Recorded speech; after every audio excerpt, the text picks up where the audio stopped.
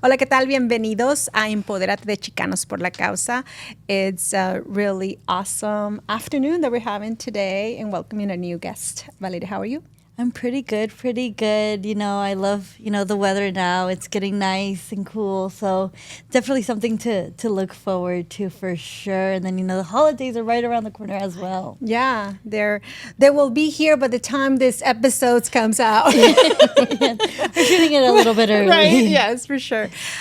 So our new guest, you want to welcome to Empodérate, where we share our stories and the everyday leaders that we have in our community. Want to learn a lot from our upcoming guest. Definitely. So no further ado, I want to introduce Judge Jennifer Sama. How are you?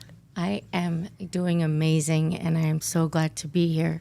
Thank you for having me, first off. When I got the email, like I told you, I jumped out of my seat. So I'm happy to be here. Thank you. We're so happy that you're here too.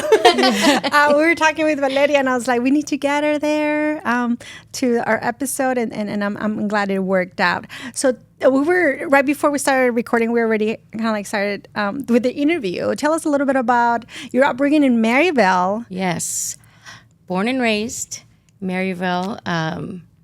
So I am the youngest of three. I'm the baby, and so my mom went back to work when I was born. So my nana and tata took care of me, and they lived over on 38th Avenue and in Canto. So that's where I went to Mitchell for first grade, and then St. Vincent de Paul Mitchell kindergarten, St. Vincent de Paul first grade, and then Harris Borman Maryville ASU. But being from Maryville, I feel that it has, I'm so appreciative of where I grew up, because it allows me to be knowledgeable of like everything and every type of person. Empathy and things like that. Like that's how I was brought up, with love and compassion, and just in that diverse community. That's what made me who I am. Who you are today. Yeah. So for those that may not be familiar with Maryville, you and I grew up and had the opportunity to know many of the places that many people don't recognize maybe today at the time. But can you tell us a little bit about what was that like growing up in that part of the city? Back then, I don't know why, but my mom allowed me to take the city bus. Mine too. They were courageous. They trusted but it was us. when I would walk home from school, then I would take the bus on 53rd and in Canto to my nana's house on 38th. That Avenue was my in stop. Canto. Really? And Veronica's stop. By PTCO in the church right there. Oh yeah. But I loved it. Especially in high school, I had a group of friends. We all met at Desert West. I don't even know if Desert West Park is still there. I don't know. It was 67th Avenue and in Canto. So it is it? Okay, yes. So me and my friends, we all went to different schools, but we met at Westridge, which is now Desert Sky. And then we would all take the bus to the park. And there was it was City Streets. That is what it was called, to kind of get the kids off the streets. Coco, Kim Hunter, he is now with the Suns. He was our choreographer. Oh, wow. And so I did start dancing when I was 4, tap, jazz, ballet. I was on the Palm Line at Maryville one year. Right. And then hip hop throughout. Of course. And we kind of performed throughout the valley. Did you have dance-offs? Well, we were so good that we would win every talent show. And so we were always the special guests. All and then, right. so at one of those shows, Cedric Ceballos, who used to play for the Suns, he saw us, and then he started managing us, which was amazing. It was such an amazing opportunity That's for fantastic. us girls to be in that, have that ability coming from Maryville and getting exposed to things like that. Because he would take us back to Cal State Fullerton, where he graduated, because he had a foundation, and it was like they had a ceremony where they gave out awards, so we had to dress up in like ball gowns, and that was our first time ever doing something like that. But yeah, it was pretty awesome. That's amazing how something like that, like where you're building community, Yes. and then exposing yourself to new people and new places that, especially in underserved communities, where many of us may come from, and then seeing the evolution, right, Right. of the individuals that we had a chance to interact and when they are today, and where are you today as well, right? Being able Yes. to pay it forward and then see that the discipline and other opportunities and benefits that building community, in this case dancing, have brought Right. to you. And as you stated that about underserved communities and things, it's when you're growing up, you don't realize it. Exactly. You do not realize it because everyone around you is pretty much the same. I didn't realize it until I was a senior in high school or junior, and I was a good student. I was on the Palm Line. The teachers knew me, and I went to my counselor. And my cousin had passed away from cancer, and we were super close. He graduated in '94. I was 95. And so I wanted to become a doctor, a radiologist. And I went to my counselor and spoke to her, and she was like, well, why don't you just go to community college like everyone else? And I was like, I felt so defeated. But then I was like, that's not going to stop me from doing or becoming what I want to be or do. And I was the first of the three, my brother and sister, to go straight to a university.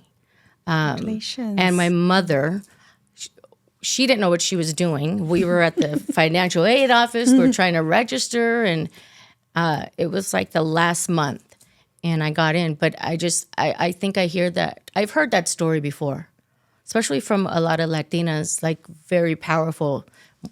I'm not powerful, but like. Of course you are. Well, I am. No, I'm just kidding. But yes, I've heard that story, and I think it's sad.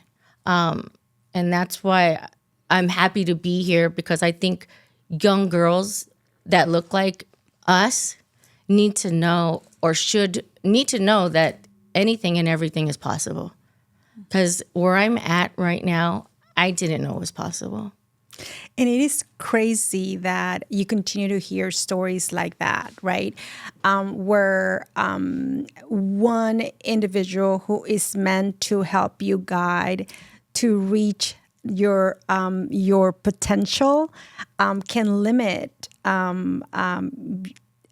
individuals and change that individual's life forever, had you not had that drive to be able to still look for resources and navigate on your own with your mom along the way to figure it out. It makes that path much more harder and less attainable many times. Right, because some people just take what the counselor says and run with it. I'm not saying there's any issues with, community college, because during summer school I would go there because they were quick to get, a couple hours in, or it was a month for an English class, but it's just, like you said, some people would just take what the counselor says and then just do that instead of really following their passion or what their heart says. And maybe they don't have the parents or the, what am I trying to say? The support. The support, yes. that would assist them in actually going further, like my mom did. So if I didn't have my mom, I don't know what I would have done. Yeah, and I think that that's like one of the biggest issues with like first generation.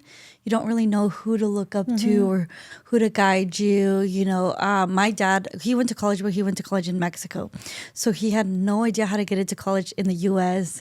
I remember when I applied to, because I had applied to ASU and U of A like the same day.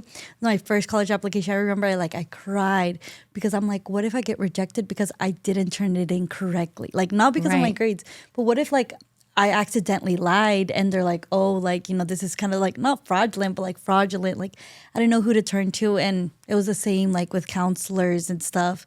My high school counselor told me like, oh, you'll be lucky if you finish your first year because you're not taking math your senior year, when I wasn't taking math because I had always been a year ahead in math. So I took senior level math my junior year. So there was no reason for me to continue doing math if I wasn't going to go into a math major, you know. And he told me, he's like, yeah, like you'll be lucky if you finish. And I remember like once I graduated college, like he was always on my mind. I sent him an email and I said, thank you so much for what you told me. Like you motivated me. I finished in 3 years with like, I think it was like, it's not the highest honors, but it's the second highest honors. And I was like, here's my degree with, I think it's summa cum laude. Yes. And I was like, thank you so much. Wow. And he didn't respond or anything. Yeah. So, but I know hopefully I think he did see the email, but it just impacts like just the little words, you know, somebody tells you. Exactly. Yeah. And as you were stating that, when I was speaking about my counselor, I was thinking, gosh, I wonder what her name was. I cannot remember because I wish I could go back and tell her that. I even had, and I was in the 7th grade, a teacher say, well, you're just going to be pregnant like everyone. I'm like, wow. Yes. And I was like honor roll. I was in the National Junior Honor Society, like all these things. I was like president of my class or vice president. But like for them to speak to a child like that, and especially in, you know, in a community of people of color. And I'm blessed to be where I am. I'm blessed that I have had the support from my family, from my parents to my sister, my brother, my nieces, nephews. I've been my nana and tata. But I've been extremely, extremely blessed that I have always had that support. Yeah, support system from there. There is also a culture mix with you as well, this Filipino and then Mexican. That is so also to see in Maryville. You rightly see many years ago. How was that for you growing up, and you know, festivities, food? What was that like? So I'm not only Filipino and Mexican. So my paternal tata is from Puerto Rico. Oh, wow. Yes. Caribbean as well, yes. Then, roots. And then my nana is Mexican, my paternal. So my dad is Mexican and Mexican and Puerto Rican. And that is why I am 8th generation, because my nana's side, the Mexican side, because, you know, Arizona's Mexico, but we won't go there. And then my mom, my nana was from New Mexico. My tata, who came from the Philippines, he was one of the first generations from the Philippines to come to America on a ship, the Manang. So he was a farm laborer. Yes, and he traveled obviously to wherever there were, you know, crops or grapes and to pick, and that's where he met my nana when he was in New Mexico. He was the foreman, and so they met there, and then I settled in Eloy. In Eloy, yes, and that's where my mother was born. But people have always, my entire life, they'll look at me and, what are you? I'm like, I don't know. What do you think I am? So I love for people to guess. And they're like, I don't want to guess. I'm like, just go ahead. I'm not going to be offended. But yeah, I've been, like, people would just think I'm Asian and not Latina at all. And then you bring your Frida Kahlo socks and you're like, hey. Yeah. But yes, it's just, I love, so grew up eating my mom's enchiladas and tacos, rice. Sorry, I didn't like beans. I don't know why. I like them now. Mexican food, and then adobo. Lumpia. Limpia, yes, and that noodle dish. Pancit, yes. And my tata would cook a lot of, well, everything was with rice. My tata was the one that cooked. My nana was just watching all my children in General Hospital. No, seriously, my tata cooked. He was outside, and then he would come in and cook. We had rice every day, and my mom still has his rice cooker. Which is awesome, and I'm gonna take it from her. But he would make, it was always like a soup dish with meat, vegetables, and rice. So I love all of that, all of the food. Sometimes my mom would make spaghetti now and then, but really we mostly had Filipino or Mexican food. Oh, wow. Yeah, I really didn't. It's crazy because now I think back to my Tata Joe, who was Jose from Puerto Rico, and I really wish I would have sat down. I wish I knew what I know now, I knew then. Because, like, I don't think we ever had any of his food. My nana was Mexican. She just, made Mexican food. But I always think about how would it have been? Like, if I would have just talked to him about, like, he was a stowaway, too. He came here on a ship as well. But yeah, that's incredible. Such a rich history that we have in our communities. And so when we looked at the Latino community as monolithic, we know inside that that's not the case in so many areas. How have you been able to deliver that message in many times? The stereotype of what a Latino looks like, believes in, supports, and advocates for. Do you do it through fashion? Have you done it? Have you done it through? How have you been able to educate others? I just think the way I educate people is how I grew up, what I was taught. My ideals.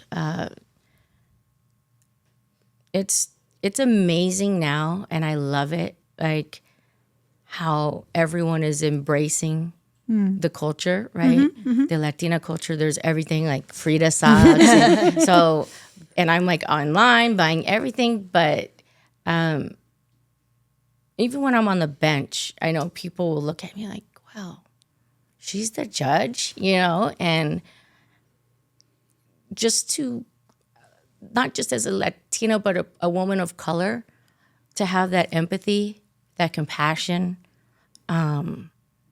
because growing up, or even now, and I was telling my mom this on the way here, and I always say this, I always ask this question, when you think of a judge in your head, like what is the image? Yeah. And so I love that I can be up there and make a difference in the community, know the diverse community, and not just up there because I'm a judge and I don't understand who they are, because I do understand who you are. I do understand where you came from, what you've been through, how you grew up, and I think that's how I express it, and maybe a little through fashion. Yeah, of course. Just a little. And my office. If you've been to my, you should come one day. Yeah, absolutely. My chambers. My mom helped me decorate. I have pictures of Frida and Miss Dolores Huerte and more Frida. We'll just say that you love Frida. Yes, Yeah, and obviously talking about fashion. So obviously we have your beautiful shoes on display right here. And also one of those pairs is signed by one of your Louis Vuittons is signed by the Christian Louboutin. Yes. So tell us a little bit about, how you started in fashion. I know you were telling me you started a little bit about retail and then you just kind of got into that luxury. That's before you got to the bench. Yeah. Let's Yeah. clarify that one. Yes. So it pretty much started. I always worked. Like since I was 14, I started in my tío's business. It was just in a warehouse. It was a mail business. And then when I got older, I was in high school. I didn't know. I didn't want to work at a bank or office. And I loved the Gap back then. And so I started working at the Gap. I worked at a lot during summer. So it was either school and work. So in the summer, I always had a job. And I don't know. I guess even through dance, I always have had a passion for art and just being different. And it's funny because the judges, they're like, wow, I like that. I like that. How do you pull that off? And then now they'll wear an outfit and they're like, don't I look like someone? And then I always will wear a bun and they're wearing buns. Oh, yeah. And when I first started, they're like, I don't think that's fashion setter. I don't think that's professional. I'm like, well, it's me. But no. And then at one point I did, there was just a lot of stuff that I always wanted to do, even being a fashion designer or owning a clothing store on my own, not working for someone. But after ASU, my sister lived in Dallas with her 3 kids, and my brother-in-law, ex-brother-in-law, he played for Maryvale, ASU, and then he got drafted by the Cowboys. Oh, wow. And so when I graduated, as I stated, I did want to go to medical school.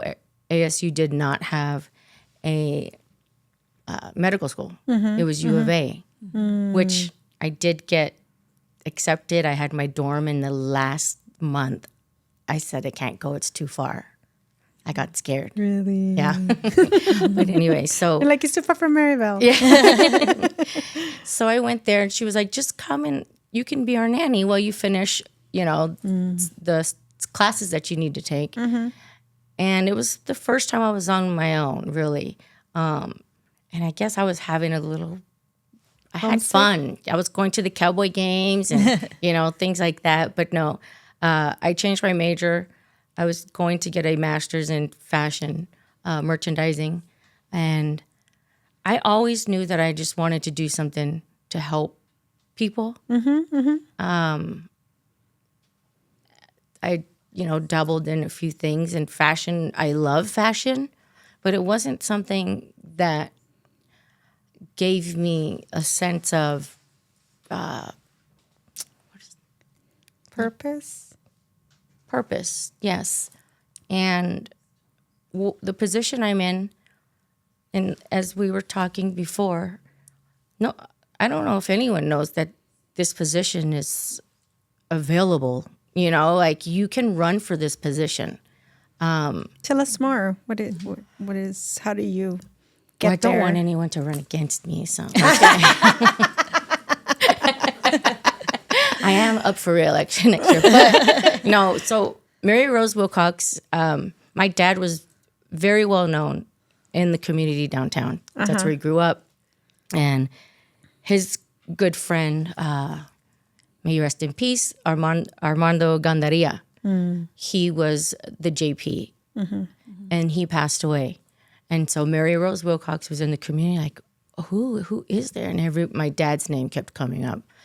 Because my dad is just, I don't know, I don't want to say like perfect, but he kind of, sorry, Mom, but he's just a great man. And Mary Rose appointed my dad, and I just, saw him, and I'm like, wow, that is awesome. And so when he retired, I did try to interview, didn't happen. Then I finally ran in 2022, but I just thought it's amazing to go from Maryville, where we grew up, and how we see the justice system as people of color, and that I'm able to be up there now on the bench. And it's not like that. And I always try to explain to people, I know, trust me, I know as a woman of color how we see the justice system, but I'm not like, I'm a You're trying to judge. I change it. follow the law. You know, a lot of people, they don't follow the law. Law enforcement, the judicial system has treated people of color in a very negative light. And I even joke, like, you know, I try to lighten the mood in my courtroom, but it is. I am so filled with gratitude that my dad, first off, was appointed, because I would have never known that this was possible, and that now I'm up there and I get to make a difference in the community. What does a day look like for a justice of the peace? So we do my court downtown. I have like every freeway, so every court's different. I am extremely heavy in criminal traffic and civil traffic. So I have a lot of like DUIs, reckless, and then we do evictions. Unfortunately, I know that is the hardest thing that we all have to do. And it's extreme. It's extremely hard, especially now with what's going on, and people are trying to tell me their story. You know, they work for the government, the federal government, and no one's getting paid right now. And because of the laws, you know, there's nothing that I can do. I have to follow the law. In my court, and I learned from another judge that we are really good friends, that I'm really good friends with, and she's amazing, and she has brought me out, like she'll drag me out to the community just to offer resources. And so she has resources in her court, and she has given them to me. And now in my court, it's like full of resources, because I can't give any legal advice, but I grab that and that and that, you know, take that with you, give it to your friends, because by the time people are in court, it's too late. And so people need to know what they can do prior to that situation and before they step into the courtroom. I do advise people, like if I do have to evict them, that it is signed, but you can speak to your landlord, and you guys can come to an agreement. Perhaps they'll allow you to stay, you know. But we also do civil lawsuits up to $10,000. And we get to do weddings. Oh, wow. And that's at the end of the day. So it's always the best way. I always say it's the best way to end the day, with happiness and love and celebrating. But I'm trying to think, that's pretty much what it looks like. So Tuesdays are very heavy for me.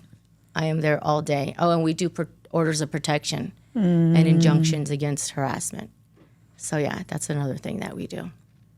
So you're busy, busy, busy. Yes, especially being downtown. Yeah. And people don't understand the community. You know, people are judges in other places of the valley, and it's easier. But in downtown, you know, it's hard for people to understand sometimes what they're going through. So, you know, I try to sit there and explain as much as I can. And I tell my clerks to assist them, like if maybe perhaps give them that document, let them know. Like, I have to be really patient. And it's difficult sometimes. But I love, like I said, that I know the community and I know how to react in those situations and respond. And how important that is, and that we've, as voters, take that many times for granted. How judges typically at the end of that long ballot, you see a list of so many names that sometimes may become overwhelmed. but at the same time, how crucial are in your daily life and how they can connect in so many different ways. You just name, from domestic violence to evictions, to weddings, and other hard moments in your life where they could be interacting, and how important it is not only to have a judge that understands where you're coming from, and while they're following the law, that they also show empathy. Oh yes, and that is the one thing I do when I'm up there. And like I said, I even had a girl that came back, a young girl. She was there with a family member for a wedding, and she started crying, and I'm like, oh, it was that I did that good, the wedding, and she was like, no, that day, I was in here like a couple weeks ago for a DUI, and what you said to me will resonate for the rest of my life. And even again, last week I had to do, and I almost started crying, and sometimes I do. I had to evict a young girl, and she had no family, has no family out here. She's from Chicago. She was going to school, and she was just crying. Everyone's out of the courtroom. It's just my clerk and myself. And, I came out and I hugged her. I gave her my card, and I'm like, hey, if you ever need anything, please reach out to me. If you need to talk or advice, you can come, and we can talk. You can sit in my chambers. But that's what I love about my job. And especially being able to speak, and I do, especially if they're young, I will be really harsh, especially, again, with men of color, women of color. But because I know how hard it is out there, and I'm not just going to, give you a sentence and then get on out of here, Don't do this again, please, because your life, you're young. And I just try to be extremely empathetic and compassionate while I'm on the bench. And from my experiences, from knowing and having friends that have been caught up in the system, I try to speak from what I know and give that advice. Like that young girl, she got kicked out because of her company. And I told her, you need to watch who you hang out with. The company you keep is a reflection on your character. And she just looked at me. I said, "Girl, and you're young." I said, "You need to know that, But I enjoy it. And like I said, I have the resources there. Not all of the judges have resources, but I try to do as much as I can without stepping over the line. Of course. Yeah. Yeah. That is really, really amazing to hear, because I feel like a lot of people, how you said, like, have a certain perspective of the justice system, and obviously it's really nice to kind of be able to talk to a judge and know kind of what it looks like. Especially, I think that it was very interesting how you were mentioning that you really are just kind of like elected, didn't go to law school or anything like that. How was that kind of like pivot? I know you talk a lot about your dad, but when did you say, like, you know what, like, I kind of want to leave, like, kind of fashion behind a little, I want to be like my dad, or I kind of want to create my own story? Probably while he was doing it. And then when he retired, I applied. I didn't get the job, like I said before. And then I was supposed to run in 2018, and I had just got married. Well, I got married that year. And then my parents had everything ready for me, and like, I'm sorry, but I just got married. I'm not ready.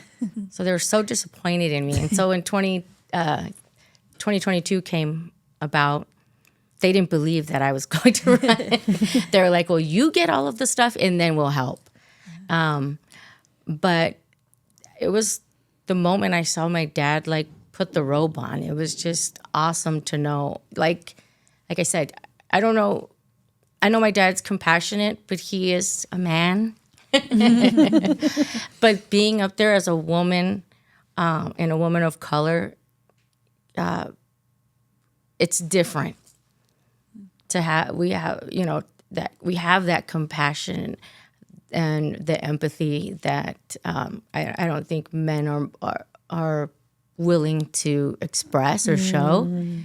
And what's amazing is that there are 26 justices in Maricopa County, and this year, half are women. That is great. Wow. Yes, so it's an amazing group of people to be, side by side with, and it's.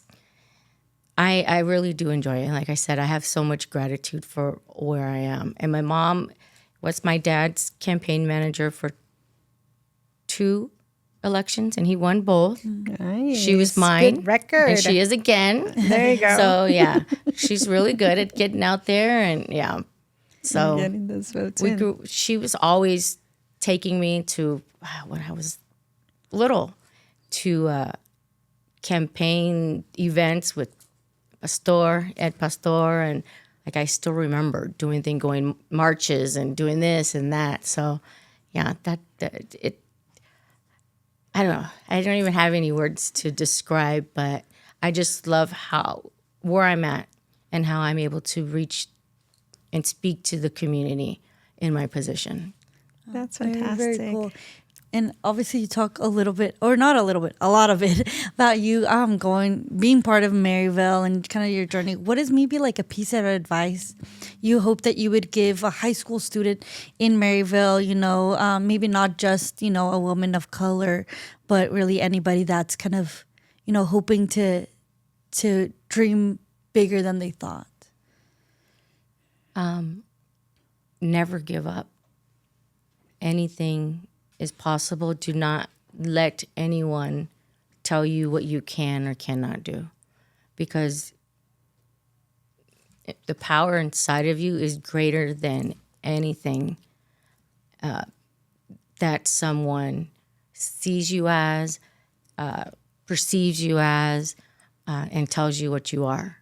And that's one thing that I'm starting to do, is go out to schools, because I want kids to see them, me in them, But yes, just don't give up, because giving up is too easy. And adversity will only make you stronger. That taking accountability is extremely important in life, because if you don't, you'll never grow. You can make mistakes, and that was hard for me, actually. If you can ask my mom. I was never wrong. I was never wrong, but I learned that it's okay to make mistakes. It's okay to be wrong, because then you learn and you grow. But yeah, just keep going and fighting for what you believe, and don't give up, because the possibilities are endless. So you started the conversation saying that that you were basically an introvert that loves to dance in public. Yeah. So what do you do for fun to relax after a long day, a long Tuesday in court? Go home and watch like the Real Housewives, which my husband hates. No, I just like to go home and put Netflix on or something that I don't have to use my brain. Yeah, disconnect completely. We have a Shih Tzu. Oh. His name is Dino. My husband and I are not allowed to leave the house. So, seriously, we're still like in COVID mode. Yeah. And if he leaves, I have to stay home. If I leave, my husband has to stay home. Or Nana and Tata will take care of him. But unfortunately, no, I don't go out and dance because Dino won't let us. You need to teach him how to dance. I do. Right? Oh, you have? Yes, we do. But he kind of gets a little shy now. Like her mama. Yeah. As we're wrapping up, we appreciate you again stopping by, but we can't not end this episode without giving us your number one rule for fashion. How to be dazzled wherever you go, even when you're wearing a black robe. Oh, good one. Red lipstick. Pearls. Earrings. I always have my earrings. No, but just an expression of who you are. Yeah. Have fun with it. Yes. Just, I know people ask me all the time. I'm like, I don't know. I just put it together and, oh, this looks okay. And if it doesn't, I like to look different. I like for people, I don't want to look like someone else, you know? And I think I've always been that way. You know, back in the day when Guess came out, and it was like super expensive, and I begged my mom for a pair of jeans, I think. And you there's got a your picture. money's worth. There's Your a mom picture. still has I have a picture. jeans. I was at Harris in one of the portable, you know, classrooms in the 5th grade, and I'm like posing with my Guess jeans on. So it's her fault. Right? She's an enabler. Yes. Or facilitator. And I was the baby, for you to so I explore your was creativity. pretty spoiled. My dad, we would go shopping for my mom for a gift, and he's like, yeah, go ahead, get that. So, okay. But no, I just, an expression of yourself, of who you are. And then you can accessorize, and I don't dress like everyone. And I don't, it's funny because they're like, Judge, we never see you in tight clothes, or, you know, like, I'm not going to wear a dress. I don't even wear those type of dresses anyways if I was going out. But I don't know. It's just a different fashion sense. It's just me. Right. Yeah, it's Jennifer. It's It's just Judge Jennifer. Jen. Judge JJ. Jen. JJ. Judge Jen. Yes. That's awesome. And plus, you're also, even with your black robe, you can always showcase your love for shoes. Yes. Yeah. And well, so tell when us I'm a on the- little bit about your collection before we go. Well, these here are a fraction of what I have. But these 3 I keep in actually my chambers and my closet. You do. Yes. But I don't wear them because they hurt my feet. I used to wear them during, like, if I have a couple weddings at the end of the day, I will put them on. But I've got into flats and these platforms because they're more comfortable. Right. But those colors and I know. Trust me. I look at them. shine and the sparkle is just, it's so amazing. Every You can girl's just- dream. right? I think. Oh, no, My go. nieces, like I said, they're my size, both of them. So my sister has Miranda, her middle child, and my brother has Samra, his middle child, and they both wear a size 7. I'm like, you girls are so lucky. I know. But I don't know when I'm going to give them up because I don't want to. They're just like works of art. So when you have them in your chamber, why do you have them? What do they remind you of? What kind of inspiration did they give you? Like, can you still put these on? No, I'm just kidding. Wear me. No, seriously, that's why I keep them there. And I'm like, gosh, should I? And I sit there and contemplate. And then I go to, in my bathroom, I have a whole setup in there. And then I look at the flats and then I'm just going to go with those. But I love it because it's such a reflection of many of us thinking about wearing what kind of shoes, right? Qué tan alto el tacón and thick and whatever. What we're gonna do for that day, Right. right? Oh Or we're my gonna God. be sitting out most of the day. We're gonna be sitting down and so forth. What what emotion do you want them to make them feel like fashion, right? When you are out there and you're representing yourself, whatever the position is. But also, I mean, that's shoes. But also, I don't know about many of you guys, but I know I do. And Veronica was just sharing this morning too, that we have those outfits that we're saying, one day. Yes. Like you don't get rid of. Right, yes. And you're like, one day. I remember when, or I want that day to come back. Right. My clerk and I were. That outfit gave me Yes. that emotion. And I want to relive it, or I want to reach that goal, right, too. Yeah.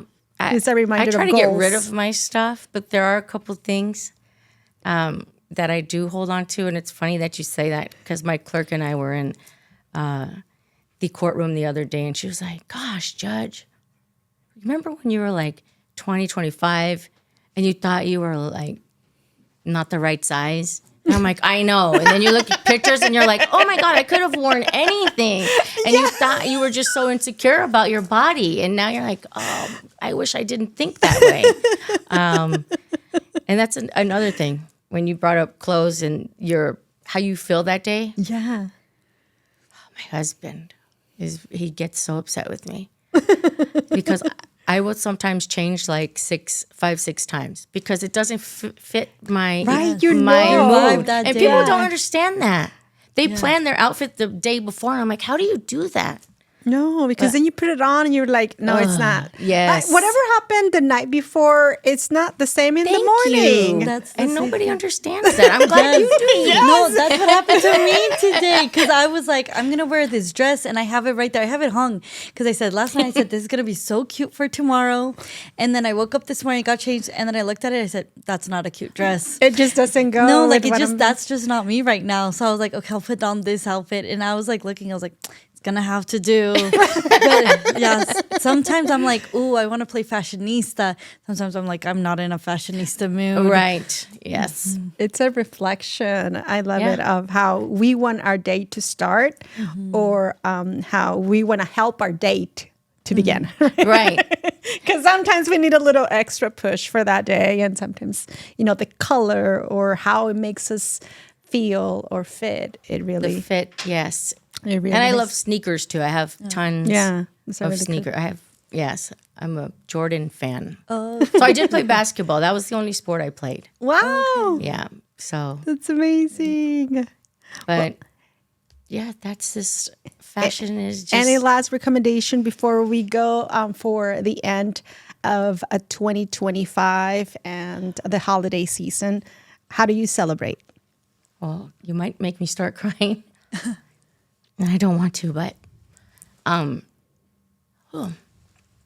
Mom, can you I'm just kidding. So this year was really tough. I lost my nana. Sorry. No, it's okay. In January, and see, I show my emotions all the time. I am like so open with everybody. Like you'll never get a fake Jennifer. And I don't want the year to end. I'm sad for it to end. Yeah.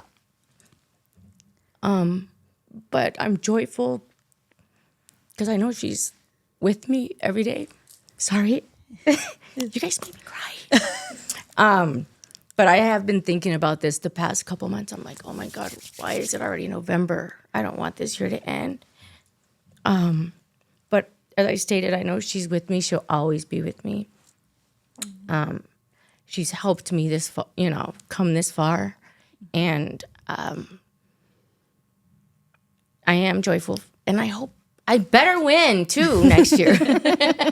So I will be up for re-election 2026. So I just hope I could close out this year. I don't know if this will go away, like the sadness, but I can't describe it. How does she like to celebrate the holidays Oh God. with you? If I could show you pictures. Well, Even you'll definitely to share Yes, those pictures so we can include them. She was always wanting to celebrate. She was 103. Wow. Yes. And the past, 3, 4 years, we always had a birthday party for her. And she's the queen. And she would dance, and she knew she was the center of attention. Oh, yeah. And my tata made her feel like that, too, all the time. Oh. Yeah. But she would celebrate with us with champagne. She wouldn't drink it. She would just pretend and have on the little New Year's glasses. And the past couple years, she was just in bed. She was too weak to get up. So we would go in there and have little celebration with her, my mom and I. And I'm scared of that. Yeah. You will be ready when the moment comes. Yeah. And you feel closer to her. And the year is just a number. The 100 plus that she lived with you guys is the legacy that will still live with you. Yep. And she was with us. My tata passed away in 95. Wow. And my nana was with my family for 30 years. Mm-hmm. Yeah. So she was like my mom, my second mom. Yeah, she literally raised me from when I was little until she passed. But yeah.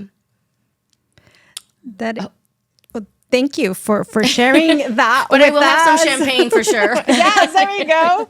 We can always share one bottle. But that's so important that sometimes it's difficult to share with others the meaning of family and how much our grandparents means to us, the role that they play. And it's not only babysitters, it's not only educators, it's not storytellers, but or safe space. Right. That it always comes in the warmth that it develops. I feel that it's so true to who we are as a community, is the bond that yes. That passed down after death and continues to live with us. It's amazing. Yes, it is. It is, and I am grateful that she was my nana. And one day I won't cry when she's brought up, but every time. Mm-hmm. And then you walk into my chambers, and my mom is like, "Do you have a mother?" Because my nana's pictures are everywhere. She gets jealous. Along with Frida. You're her number one. You're her campaign manager too. Right? You fill two roles. But yes, our ancestors, they came before us, and my nana taught, like you said, a lot of that familia and being together, and how important love is, and how important compassion is. And I take that with me every single day. And like I said, I know she's with me. I know she is. She is. Yeah, I know she is for a fact. But yes. Well, thank you so much, Jennifer. Thank you. And sorry, I got emotional. No, it's okay. We're all, what is it called? Human. Human. See, I'm not just a judge. I'm human. And that's what I always tell.